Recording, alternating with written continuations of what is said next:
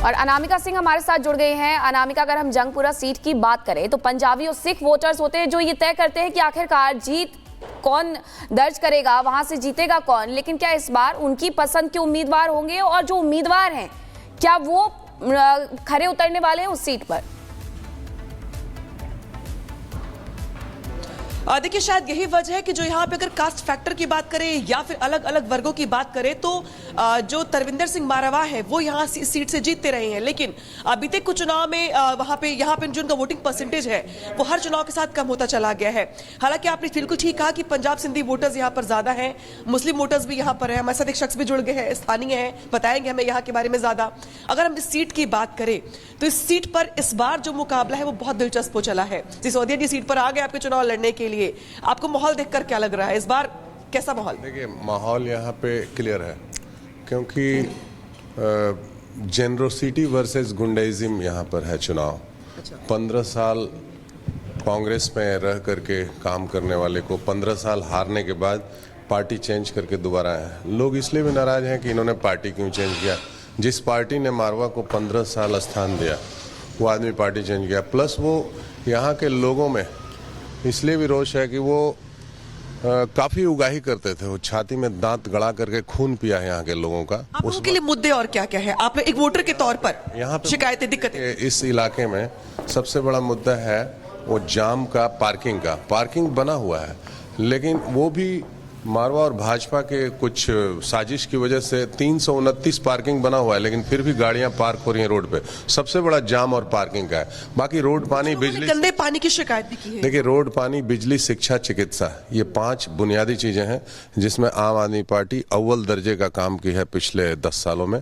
लेकिन बहुत सारे सीवर लाइन, लोग कह रहे कि शराब घोटाले की वजह से जो आम आदमी पार्टी का ग्राफ था ईमानदारी को लेकर या छवि को लेकर, शराब घोटाले ने बहुत हद तक डेंट किया है। यहाँ के लोग भी ये मानते हैं कि शराब घोटाले के बाद लैक ऑफ ट्रस्ट। देखिए, वो तो फैब्रिकेटेड है ना। देखिए, हमारे पास पावर है अभी, मैं आपको कुछ भी कर दूं। तो इस तरह से ये 4 नेताओं को बंद कर दिया गया जो, और एक भी उसमें कोई शिनाख्त नहीं मिला।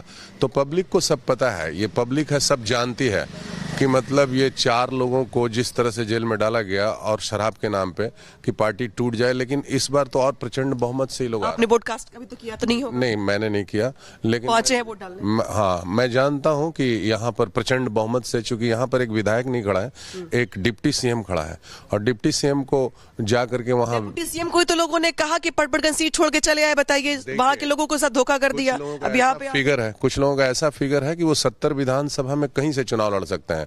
उनको टिकट बांटने वाले ये लोग हैं, टिकट मांगने वाले नहीं है। तो ये 70 विधानसभा में कहीं से भी एक सीट खींच सकते हैं। ठीक है अनामिका, आप वहां का समीकरण बता रही हैं, अलग अलग जगह से तमाम रिपोर्टर्स जो है हमारे जुड़े हुए हैं। आप बने रहिए हमारे साथ। लेकिन अपने दर्शकों को बताते हैं कि दिल्ली के चुनावी रण में आज तमाम सियासी दलों के दिग्गजों की किस्मत ईवीएम में कैद होने वाली है। लेकिन मतदान से पहले ही उंगली में स्याही लगाने के मामले ने तूल पकड़ लिया है, क्योंकि आम आदमी पार्टी बीजेपी पर आरोप लगा रही है और चुनाव आयोग से शिकायत भी कर रही है। रिपोर्ट आपको दिखाते हैं।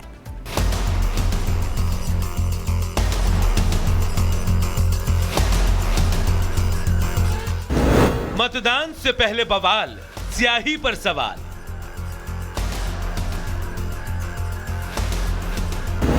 आपकी शिकायत, आयोग का आश्वासन।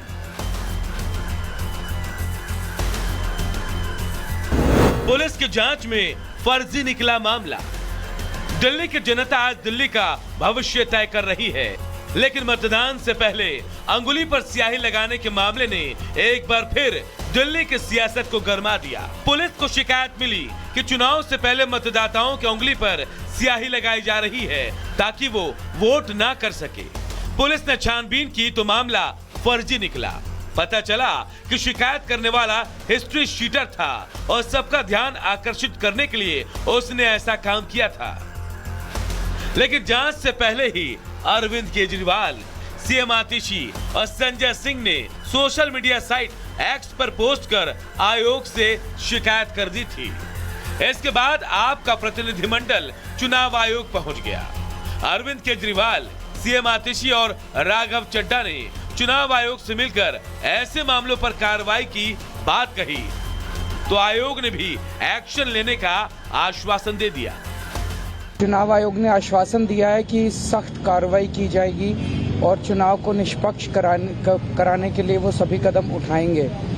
हमने ये भी बताया कि बहुत बड़े स्केल के ऊपर वोटर सप्रेशन हो सकता है। पैसे देके या डरा धमका के लोगों के काली इंक उनकी उंगली पे लगा दी जाएगी ताकि वो कल वोट डालने ना जा सकें।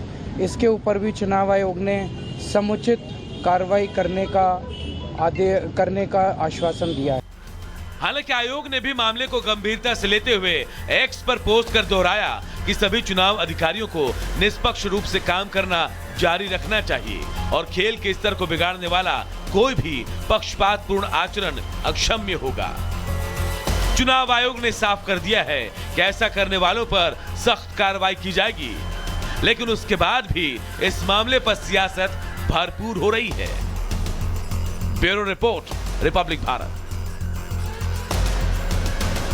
और अब बात मिल्कीपुर की भी कर लेते हैं, क्योंकि मिल्कीपुर विधानसभा सीट पर उपचुनाव होने वाले हैं। इस सीट पर 2022 में समाजवादी पार्टी के नेता अवधेश प्रसाद ने जीत दर्ज की थी, लेकिन 2024 में हुए लोकसभा चुनाव में वो चले गए हैं संसद और अब वो सीट खाली हो गई है, जिसकी वजह से वहां पर भी उपचुनाव है।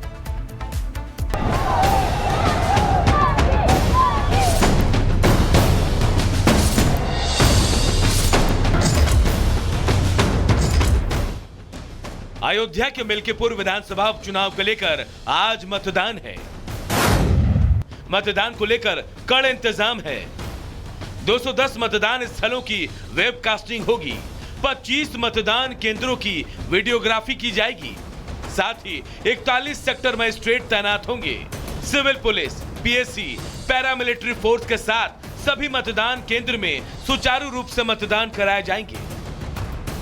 मिल्कीपुर विधानसभा उपचुनाव में अहम लड़ाई समाजवादी पार्टी और बीजेपी उम्मीदवार के बीच है। सपा से यहां सांसद अवधेश प्रसाद के बेटे अजीत प्रसाद चुनावी मैदान में हैं। तो बीजेपी ने इस बार चंद्रभान पासवान पर दाव लगाया है। हालांकि कांग्रेस ने सपा उम्मीदवार को अपना समर्थन दिया है। हालांकि आजाद समाज पार्टी ने सपा के बागी सूरज चौधरी को मैदान में उतारकर मुकाबला त्रिकोणीय बनाने की कोशिश की है। मिल्कीपुर विधानसभा में 3,70,829 मतदाता हैं। ये सभी वोटर्स 10 प्रत्याशियों के भाग्य का फैसला करेंगे। उपनिर्वाचन में हमारे पास लगभग 3.25 लाख के आसपास वोटर हैं। 3,71,578 और कुल 414 मतदेय स्थल हैं, जिनको हम पोलिंग बूथ भी बोलते हैं। कुल 10 निर्वाचन के लिए लोग इसमें उम्मीदवार हैं, जिनमें से 8 पुरुष और 2 महिला हैं।